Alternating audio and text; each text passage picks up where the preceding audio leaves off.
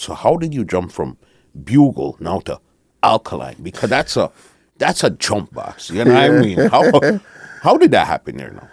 Oh, it's just consistency as you would the case now. Just staying consistent and just reaching out to artists. The link with Alkaline wasn't something that came overnight, you know. I was persistent about it. I called, I emailed. Them can tell her the story. I think Alka probably just get fed up one day and say, yo, I said, no. And I call the dog and tell him, say, I'm good, man. You know? Yeah, so I was always, and I've been a fan of his music from before meeting him. So I think that kind of prepared me for what was to come. So I was always making the beats, and he's like, mother say, yo, you know, me feel like Alka that bad panda already, man. Is it me? I'm gonna make something like this way, drop, or you know, or whatever. I thought his headspace was at the time. You know, I just researched and I just kept making music for him and kept sending it to the email. And you know, one day I was driving, I was going home, and you know, the phone ring, and funny enough, it's so surreal that I was listening to Alkaline at the time. You see me? Yeah. Probably that the dog Yeah, say, you call him into your universe. You know what I dog mean? say dog into the thing for real, you see me? Yeah. And you know, when I answer the phone, I must say,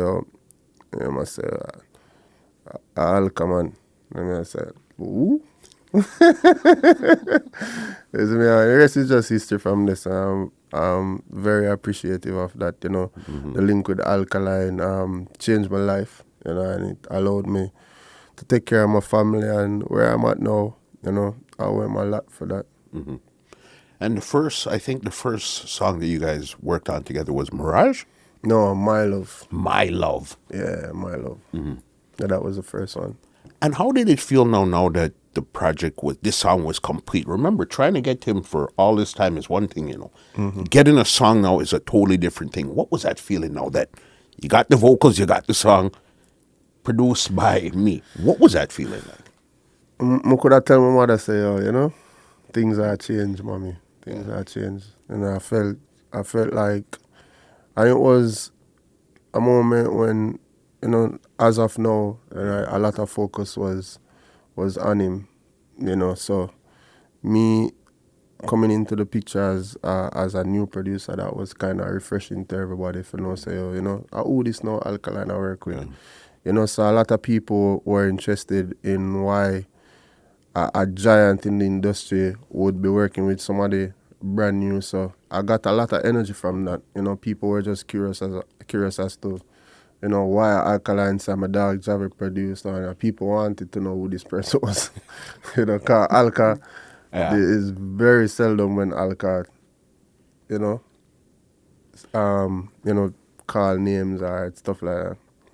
You see the trick with Alkaline in particular, he knows how to reinvent himself time and time again.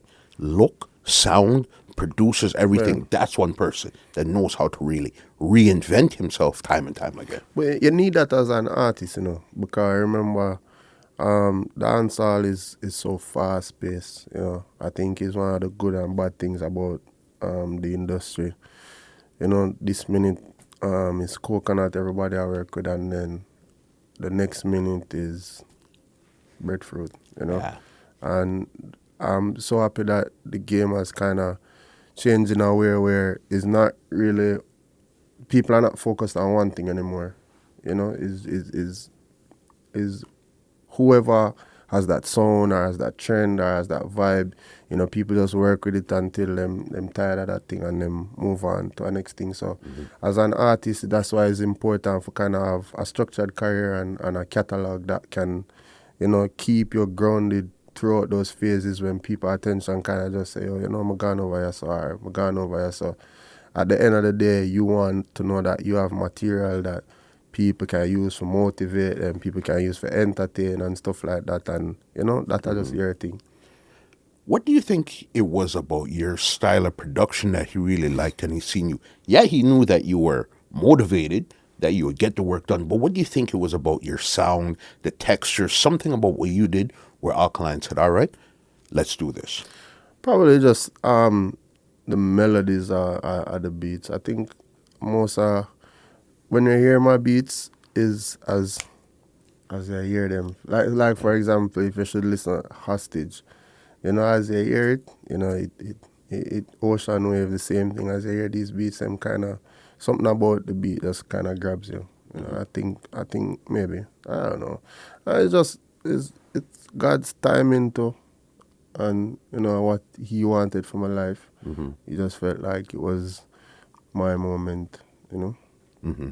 Remember, this Alkaline linking you guys doing some work, having some great stuff, great production. But come 2019, I think it was, that's when you got into an accident, a car accident that almost changed your entire life because I think even your hand and all your stuff was broken and stuff like that. No, it was just I don't remember what was some medical term, but my hand was fractured. A couple of the bones was fractured, so that kind of hindered me from making music. But I wanted. I think I've said it in some interviews before. I was telling Alka about the accident, and then it was funny. He was compelled to tell me, you have to use music for. And it was funny. We're like, yo, it's an accident. It's an accident. What am I going to say? It's an accident. We just go through. But, the G, I think, Alkaline is a visionary. So I think him did just know, say, yo, a type of person that I am, if I'm supposed to kind of just, be persistent about it, then it would work out. And, at the time, him kind of just never want it seem as if, we in a down place, because sometimes people can use that against you and I say, oh, boy, them crash and them done for and so, I was just motivated for keep going after him encourage me for just stay at it. I just pressed through, and that was how I came up with the Soul Survivor beat, Crazy rhythm right there. That's the one with Alkaline, Ocean Wave, Cranium, Jamil, Movado, Yeah. Star Captain, couple of them. Well, this rhythm, and when you hear it, when you heard the Alkaline and when you heard the Cranium, it's almost like they were playing in the same market, but two different markets at the exact same time. You know what I mean? One has the radio, one has the streets. And it almost sounded like if you didn't realize, you wouldn't realize they were on the same beat until you heard them together, Yeah. You know what I mean? That's how they were produced. Wicked right there. Yeah. I think every artist kind of just have them own marketing strategy. And because Soul Survivor was COVID time, so everybody kind of locked into them own strategy as to, how we're going to get the music out to the people. And, I had, what would you call that now? I had a following. And people were interested in how I came up with the rhythm and the story behind it. And that I think that encouraged a lot of the success. And just the work what the artists then put in. We really spent, and we did a lot of work on that. A lot of work. Definitely. But out of a bad situation came something amazing. Yeah. You understand? And that just seems to be your life. Your life just seems to flow in all type of directions and you end up wherever you end up. Even though you might plan it, you might plan certain things, but it's just life carries you all over the place. Definitely, Fox. After that now, top prize. This is where the Billboard came into play now. This is where you're a Billboard producer.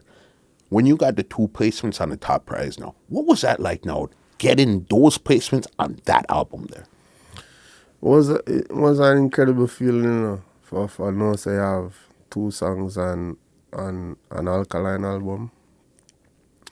I was happy when I heard the news, when it comes on to me and working with Alkaline, is always a lot of people might think is something that is staged in a sense, but it's really not. It's just great work ethics on both parts. So Alkaline is always working in the studio. I'm always working in the studio. So I will just send him stuff like randomly, 3, 4, 5 beats one time. I'll just keep sending stuff. And Alkaline, as a lot of people know, is not really a person. It's not really a conversationalist. Is it me? So you will send Alkaline something, and you and him don't have a conversation about it, and until him call you and say, you know, my work on this and probably change this, which can be weeks or months after. You get what I say? So with Top Prize, I think that was one of the situations where I was sending him beats and he was just in the lab working, and then, you know, we had a conversation about Hostage, and Karina told me that it was going to be a part of the project and stuff, you know, and I was excited about that. And quite obviously, it would have been a success, primarily because of Alkaline, you know, and the following that he has and the fan base. So, you know, the Billboard placement, you know, was expected, but for me, it's a great. I mean, I'm pretty sure he expected it, but for me, it was a great accomplishment.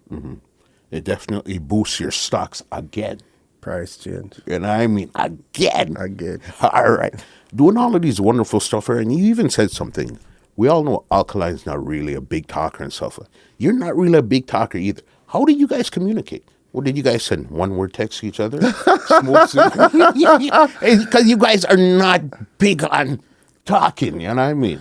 I feel like, to be honest, that's always been him from I know him. I really don't know if somebody have a different experience with him, then probably would have to come say it. But I mean, he's really a jovial person. He's a cool G, you know, in terms of if you and him connect like that, like if the dog I say, I'm a dog, that, you know, I think different from that people might think is a facade where, you know, he might try to put up an image or is a career tool for try stay relevant. It really and truly isn't. I can tell you.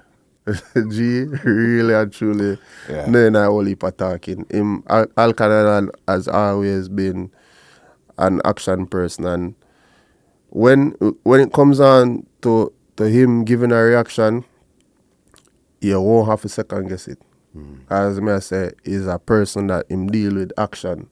So the whole heap of conversation and talk and back and forth and ray, it's not the G. You know, the G is just a person where if him feel like it deserve necessary action, you know, him react. And if him feel like it don't deserve it, him just, you know.